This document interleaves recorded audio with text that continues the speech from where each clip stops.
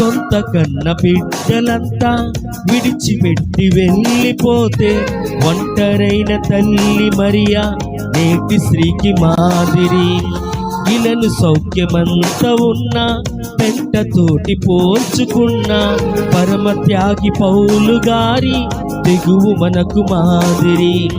బ్రతుకు వాడబద్దలైతే తగ్గిపోకు తండ్రి పనిలో, తరిగిపోని స్వాస్థ్యముంది తండ్రి చింతనా. చెరను కూడా చింతమరచి కలము పట్టి రాసుకున్న ప్రభుని ప్రియుడు మార్గదర్శి మనకు సోదరి. కోతిలోని దాచకు ముత్యం లెక్క అడుగుతాడికి సత్యం. నిలబడు పరుగెడు తండ్రి పని కోసమే నీ మనసులో